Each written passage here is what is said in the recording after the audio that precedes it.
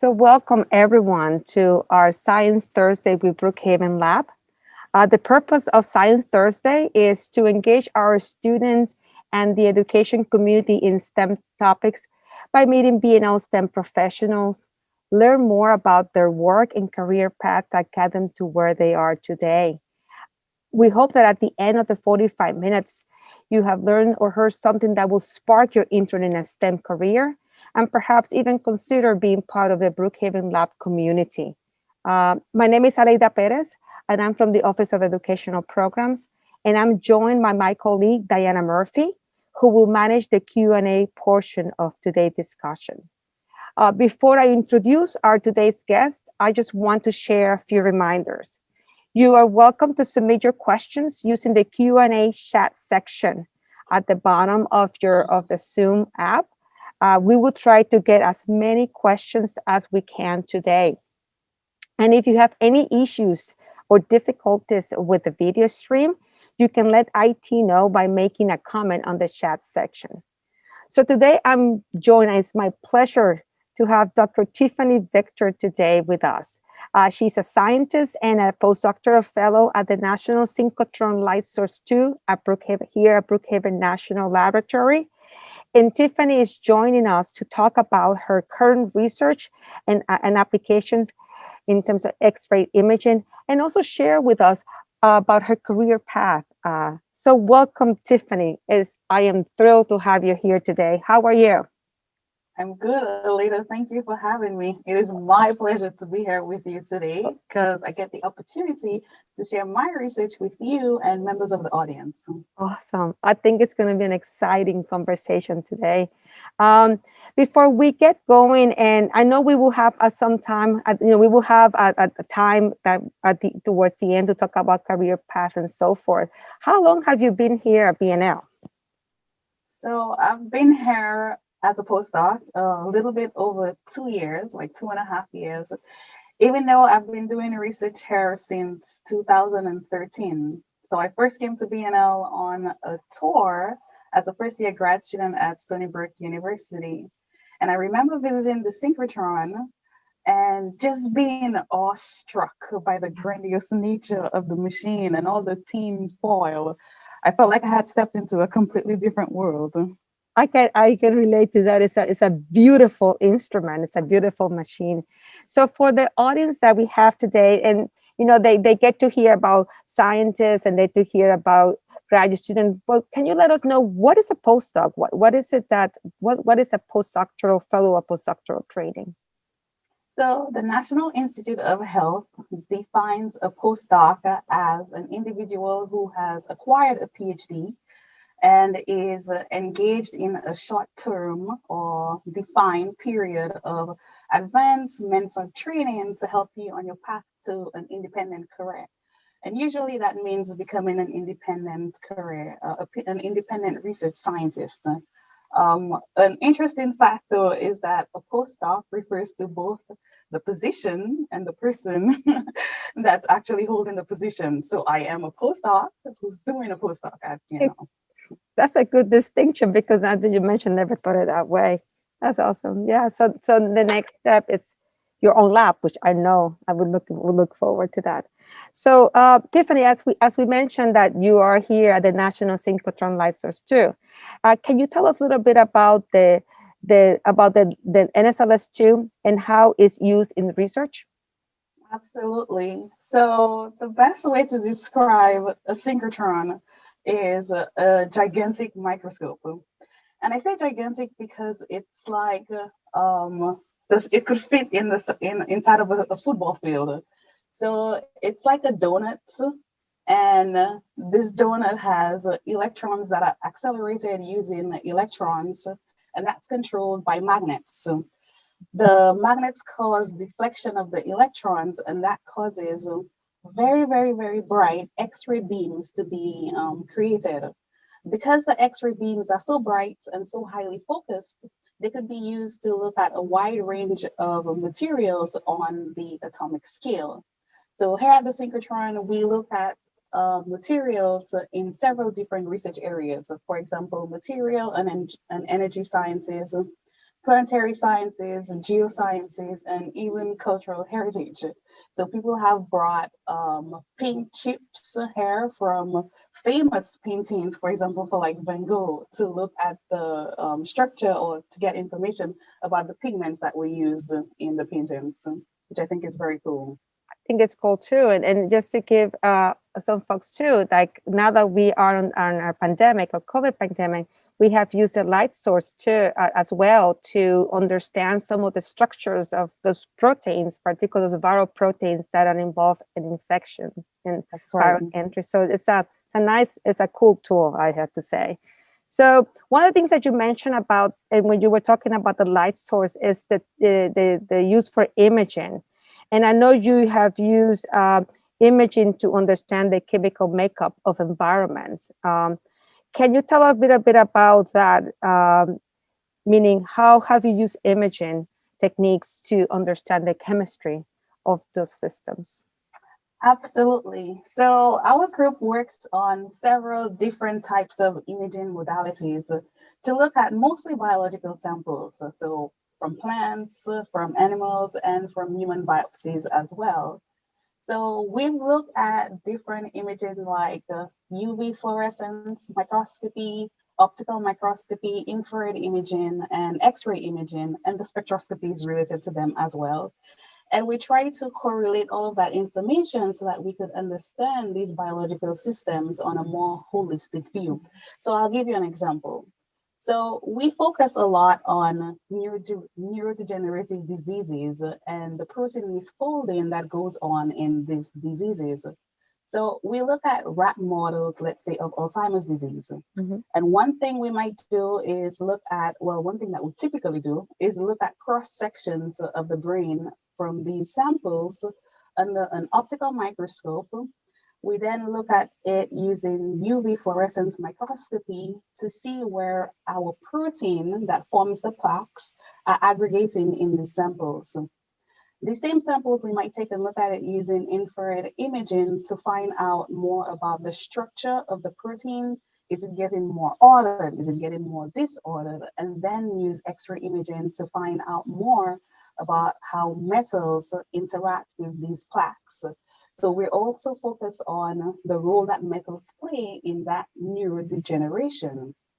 In the end, we take all of this information and stack it together to really correlate and try to understand the chemistry and the structural information that we get to understand this problem.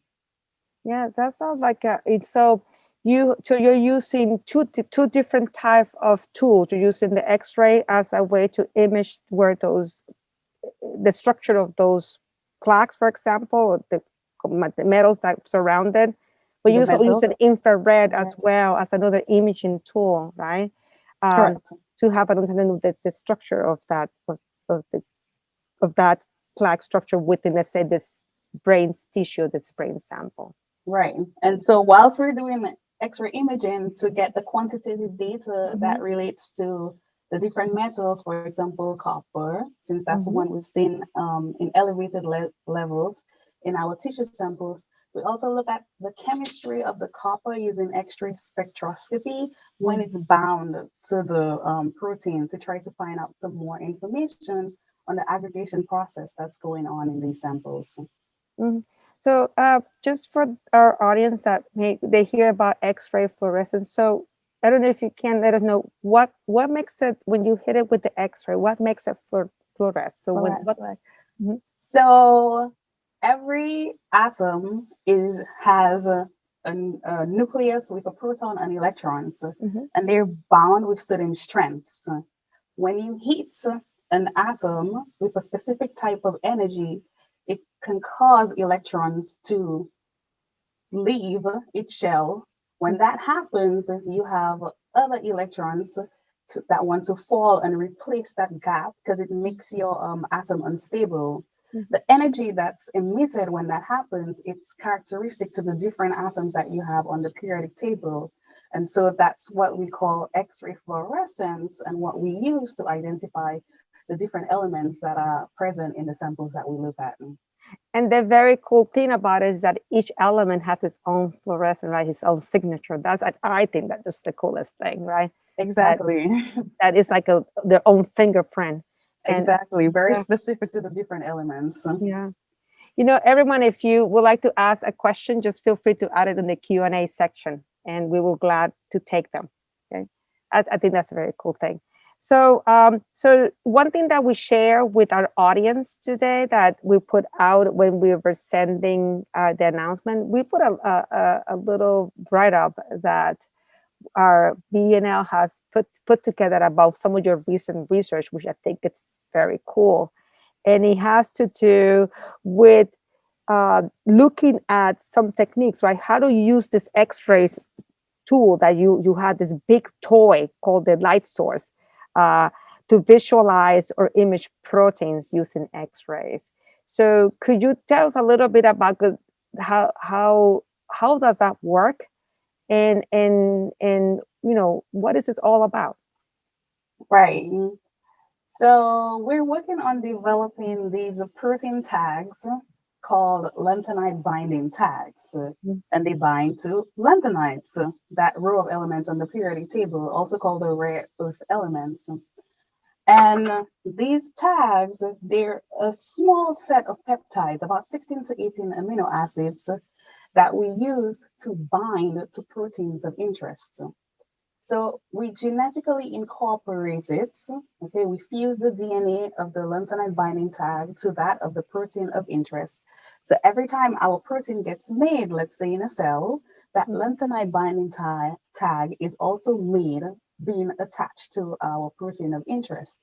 We then shine X-ray light on our tag, and once it's bound to the lanthanide, we could detect the presence of the tag and therefore the protein as well. So for our folks here, so that's actually very cool. And I know that our audience, our students and educators are aware of how we normally uh, use fluorescence to see inside of the cells, right? So that's what the lanthanides makes, this technique that you are developing makes it very novel, because it's a different way of looking at cells. And Correct. I think you may have some slides to that. I do. Let me get rid of this one.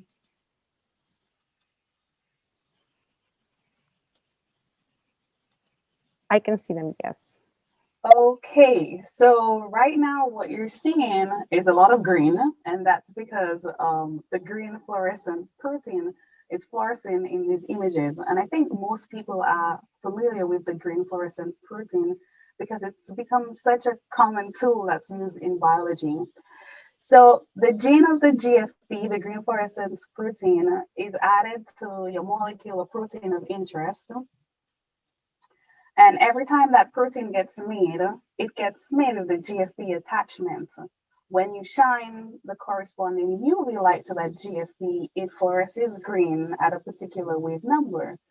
And so you could see the cells on the right fluorescing green, that shows the cell body, or the jellyfish on the left that shows green. So it's a really great localization tool or identification tool for proteins that you're interested in. It's really revolutionized the field of biology.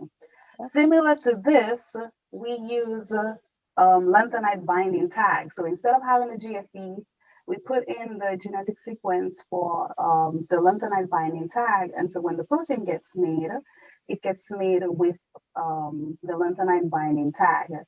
One advantage of using this tag is that because it's very small, like I mentioned earlier, about 16 amino acids, it's like being the little tail attached to the body of a pig. And I once heard my supervisor use that reference. I think it's great.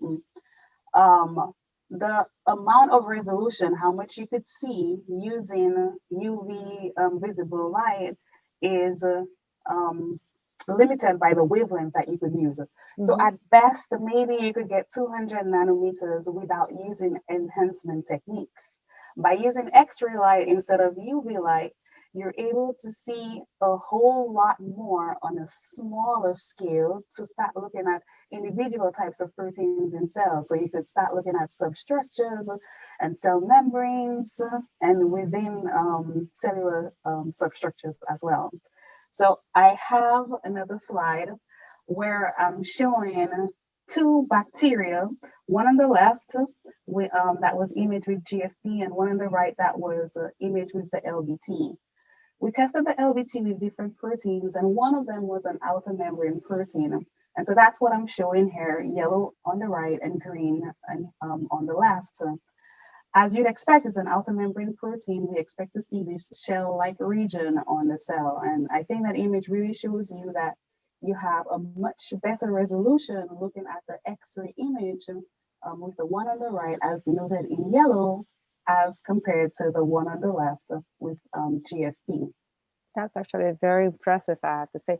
Tiffany, would you mind moving up your microphone a little bit? Because it's coming off a little bit. That's a comment. Is this better?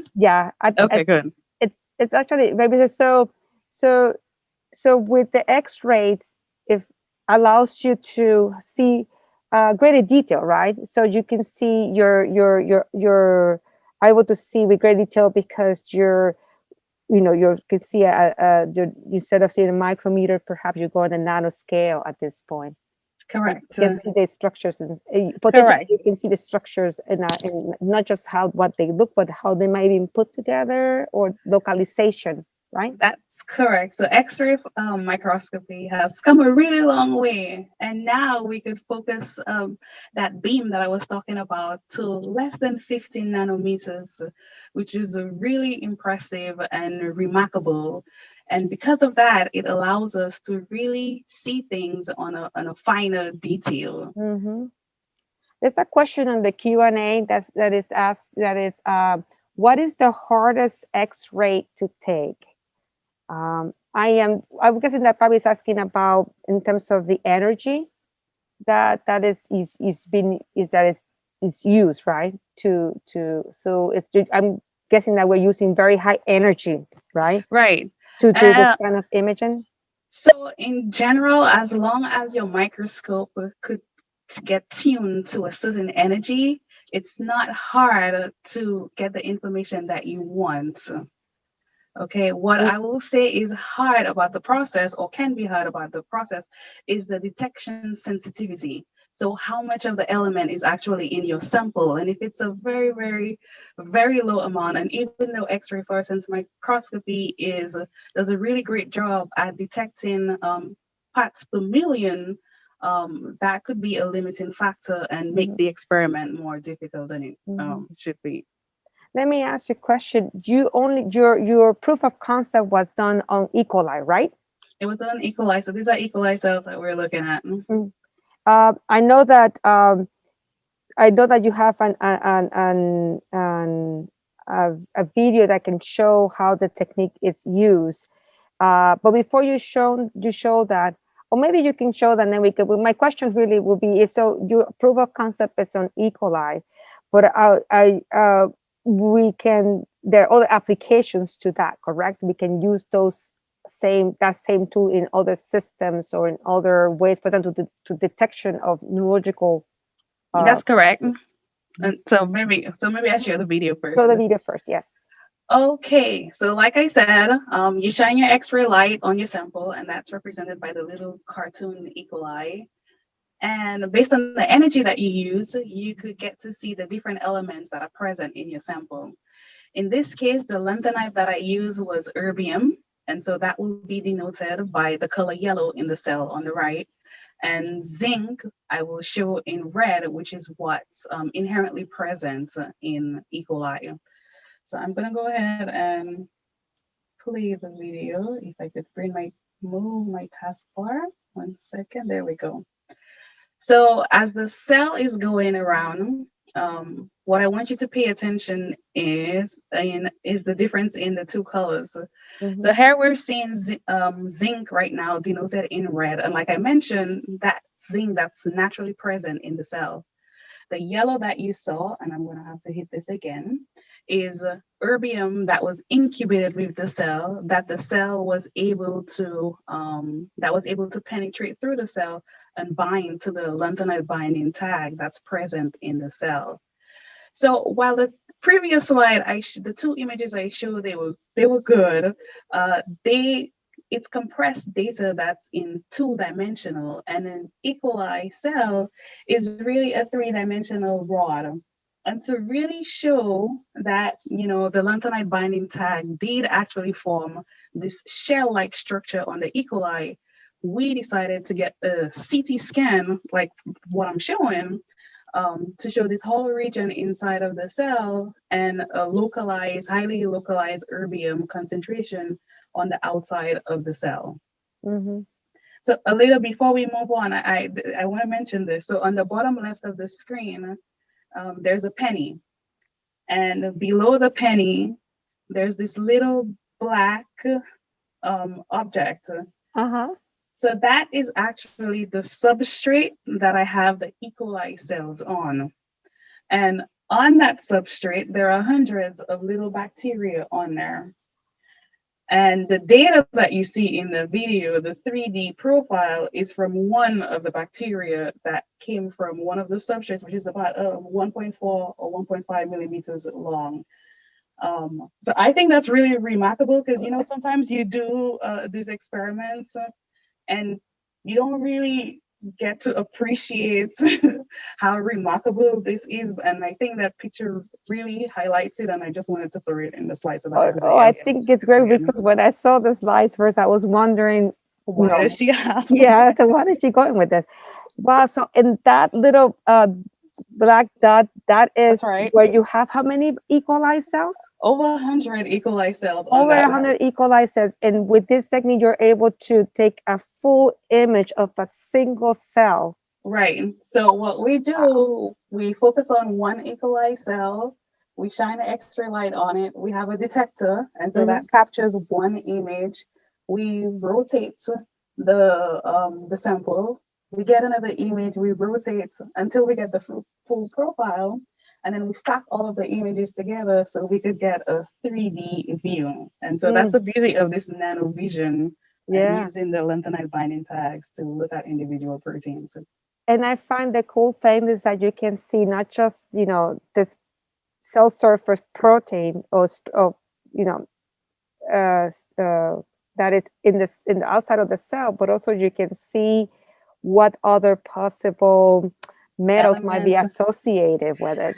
So you get so much information for free. Such a small cell organism that it just blows my mind. I mean that's just like so much from some little, such a little single cell. I think it's great. It's awesome. See why I'm excited? Oh, I know. I hear you.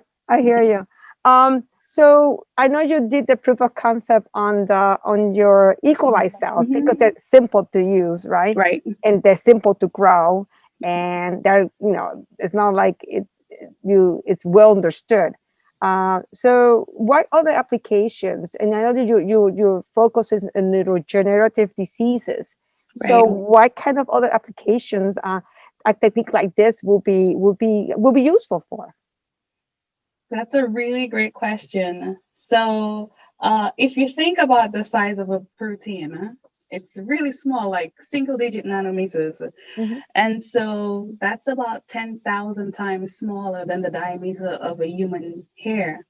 And even though we can now focus X-ray beams on a sub-nanometer scale, trying to look at the protein is still invisible with everything that's going on in the background of the cell. And so by using these tags, we're able to see individual proteins.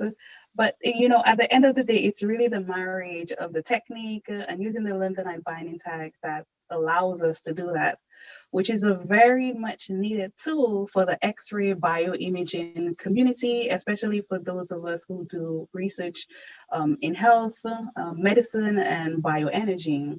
Mhm. So right now, I'm using the lanthanide binding tags to look at the neurodegenerative disease called amyotrophic lateral sclerosis, a mouthful, or ALS. Yes. Most people know it as Lou Gehrig's disease, and it causes problems in nerve cells in the brain and spinal cords and causes a loss in muscle function. Now, there are small percentage, 5 to 10% of the cases of familial ALS, where there are mutations in a protein called SOD1. I'll only give the short name, no reason to give long names. Um, but there are certain mutants in the protein that prevents the proper binding of the protein. Mhm. And one theory is that this improper binding to the metals causes the protein to aggregate and is a path for this disease to occur. So I use a cell culture model in the lab to study this disease, where I look at aggregates that form from different types of mutants of the protein, and the aggregates are bound to my lanthanide binding tag. And so when I have my cells that are grown in my dishes, I take them to the X-ray microscope and use my lanthanide binding tag signal to see where exactly the aggregates are in the cell and look at the different metal compositions of those aggregates. So, for example, how is the copper and zinc ratio changing? Because each protein is supposed to have one zinc and one copper in one of the dimers. And so Mhm. it's a really good tool for these types of experiments. I mean, I'm about halfway through the project. I don't have all of the results, but so far we've been able to see aggregates that are specific to metal binding mutants. And so it's looking really promising right now. And Sounds like a very exciting, and knowing where those proteins, particularly proteins that are mutant, you predict that they might be mutant will behave differently or expect them to behave in a different location, allows you to understand and perhaps treat the disease better, right? right, Understand, and right. you can then be treat the disease better. Tiffany, I have known you for some time now, and I know you do other stuff that is addition to to the neurodegenerative disease that you looked at your ALS project and so forth. So, if for the next few minutes that we have before we pivot a little bit to your career path, um, what other projects you have done? I know you had done fungi, nutrients. You had Right, done many things. right, Yes. right. So I mentioned a bit about the neurodegenerative diseases already, and that's largely what my group is interested in, looking at the role of metals in in these neurodegenerative diseases and how protein understanding the protein aggregation that leads to these diseases. And one of the key metals that we're interested in is copper. And so I've mentioned Lou Gehrig's disease, and I've mentioned Alzheimer's disease, and we do also cerebral amyloid angiopathy. But one project that I worked on for my PhD thesis is looking at the distribution of nutrients in the plant, soil, or rhizosphere, and seeing how growth promoting fungi are able to help in that process. So we were able to grow little plants on these glass slides to model this symbiotic relationship, and then use infrared imaging to acquire data to see how the nutrient distribution changes in the plant soil or rhizosphere, primarily focusing on nitrogen. So what we saw was that when the plants were grown independently or with the fungi, both organisms preferred nitrate over ammonium as their nitrogen energy source. And in the systems with the fungus was able to sequester more than 6 times the concentration of nitrates in the wider soil environment and return it for the plant to use than having the plant alone. Now, these results were really, really great because it shows that these symbiotic fungi can be used as biofuels, biofertilizers for the plants to sequester nutrients that are in the soil that the plants cannot get on its own, and would be a really important thing to incorporate into growing crops, Mhm. and to help reduce the excess amount of fertilizer that's added, and with the majority of it gets leached out anyways. So that was really good. Oh, very cool. Actually, it's a very exciting. It's a has a lot of applications. You can really put this in, like you said, and reduce the use of fertilizers in our crops. I have a question on the chat. It said, "Have you X-ray plant cells?" What kind of cells? Plant. Plant cells. Oh. So yes, but only to so one other study that we do, or one other project that we work on, is trying to see how the chemistry of different elements or proteins change, and the structure changes when samples are in different states. So Mhm, when they're run at room temperature versus when they're cold, mhm, very cold. Ideally, when you get X-ray data or any type of data from the samples that you're looking at, you want those samples to be the best representative of what you're trying to study. And so we've looked at plant sections or cells to see whether or not we could see changes in the structure mhm. in room temperature versus cryogenically frozen plant cells. So yes, in So short, yeah, so you look at pieces, as not the whole plant, but just sections of it. cross sections of it, right? So we are on our 30-minute time. So we're gonna do a little pivot into a career path. And I think that's the next question I think is very cool to start with. How did you know you wanted to do research in imaging and fluorescence? That's a really good question. And I never knew that I wanted to do research, far less research specific to imaging and fluorescence. Growing up, or when I was younger, I thought that I wanted to teach or become a lawyer. And later on in my teen years, I was very sure that I was going to go into government and public policy.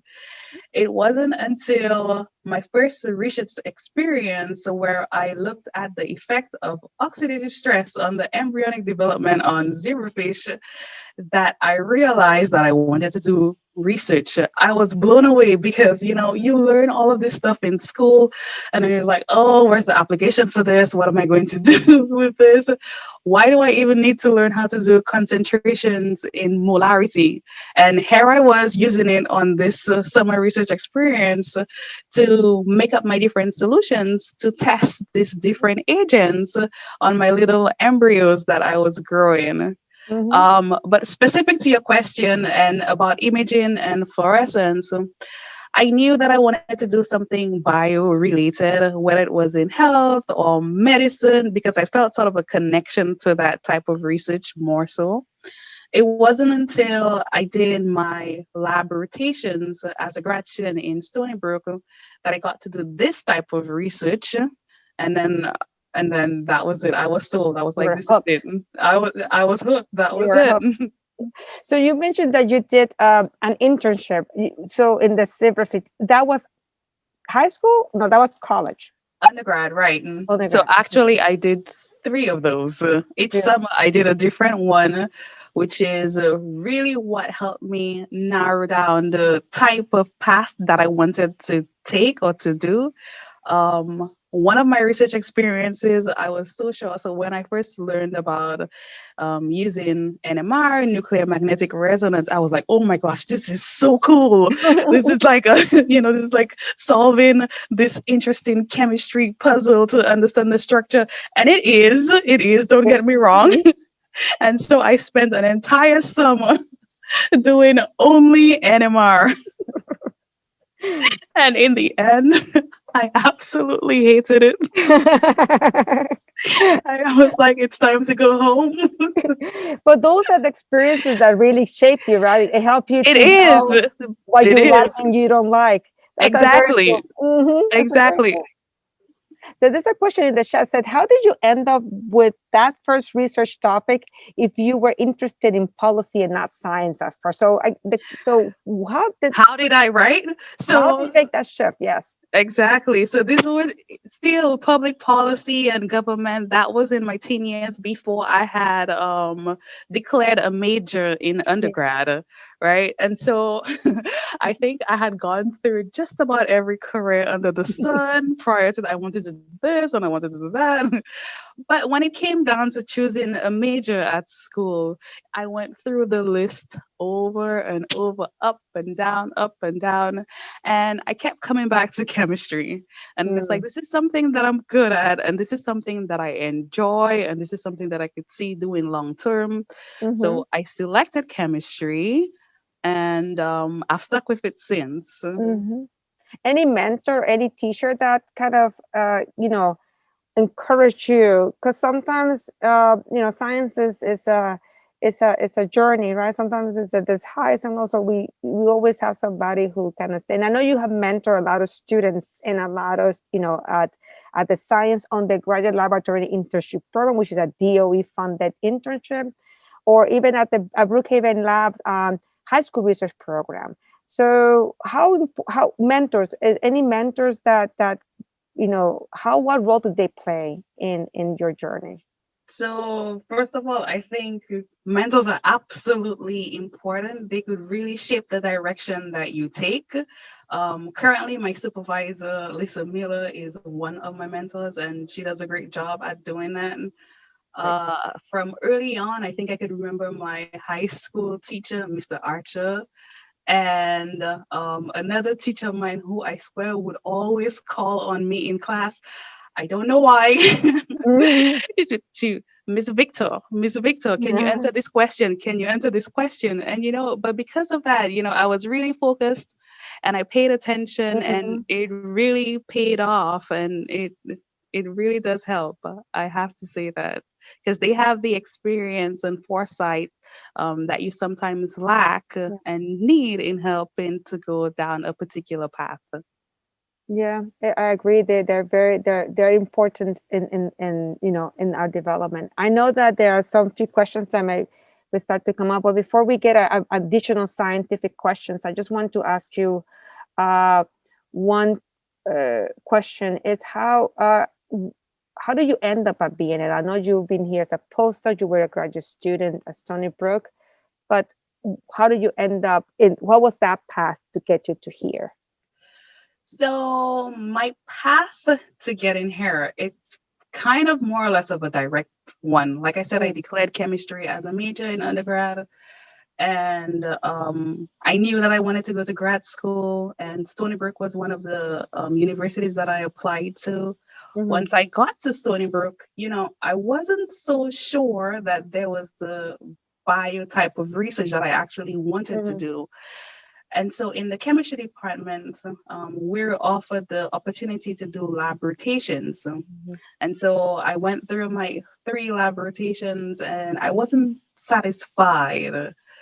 And it wasn't until I did my lab rotation here at BNL mhm, that I was like, okay, this is it. This is it. This is what I want to do. So yeah, it takes some time. Some people know from the very beginning that they want to work on this specific type of research, doing this specific type of thing, and that's remarkable. Go for it. And for others like myself, even though you have an idea of the type of research, it might take a little bit of trial and error mhm. before you actually figure out what it is that you really want to do. That is true. And that's a good advice, good comment to make. There's a question here regarding the research that your current research and the technique that you're developing. In theory, could you use this to analyze damaged brain cells in people with dementia? Hmm.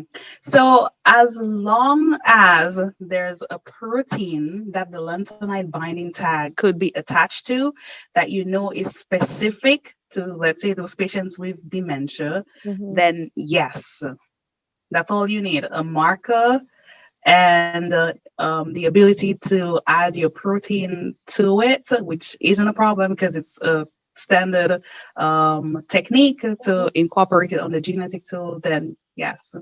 That's actually very nice. Another question is, what so do you look into changes in protein conformation when you do this technique? Are you able to see changes in protein conformation? Not with X-ray microscopy, because with X-ray you get elemental Mm-hmm. information. With X-ray spectroscopy, still you get specific atomic Mm-hmm. type of information. But for the protein itself, that's with infrared spectroscopy or infrared imaging that probes these vibrational bonds of your actual protein. So it could tell you how ordered or disordered it is and how the structure is changing with Mm-hmm. regards to beta sheets and alpha helixes and stuff like that. Cool. Another question, have you begun to see any association with certain metals and ALS or Alzheimer's? So that's a good one. Mhm, So ALS, the protein that we're looking at is superoxide dismutase 1, mhm, which helps get rid of radicals in cells. So it's an antioxidant protein. mhm, And it natively binds to copper and zinc. The zinc that it binds to helps it get the correct shape or conformation that it needs to function. mhm, And the copper is used in its role in clearing off free radicals. mhm, Um, so what I look at is how these ratios change the copper and zinc. Yes, I care about the other elements that are in there, mhm, the other metals, because I want to make sure that the metal homeostasis is not being affected. But what I'm really looking at is looking to see how the copper and how the zinc ratios are changing, because it should be 1 to 1, but mhm, there are different hypotheses out there that when it's not, mhm, that causes the protein to misfold and aggregate and lose the function that it has. mm. So you look into specific metals that associate the rate, the ratios is what you're looking at, and based on that, you can see whether it's in Right, this right, direction or the other. exactly. The Mhm, metal binding ones, they don't bind to specific to one of the specific mhm. metals, depending on where the mutation is. So there's another question here, and it says, is there a chance of cell or gene mutation when using X-rays? Hmm. That's a good question. Mhm. So the cells that I look at, they're all dead. Yes, So they're they're fixed. fixed. So nothing is happening after there. So that's not something that I worry about. Mhm. That's a very good question. So there's no concern there. Very nice. So what another question from the chat? Do you have any favorite projects? Oh, You have to pick one. Not just joking. that's a tough one. I like having multiple projects. I don't know if I have, right now, the lanthanide binding tag project, it's my favorite one because there's a lot of potential for it to become this regular tool that you use in the lab for people who do bioimaging type research in the X-ray community.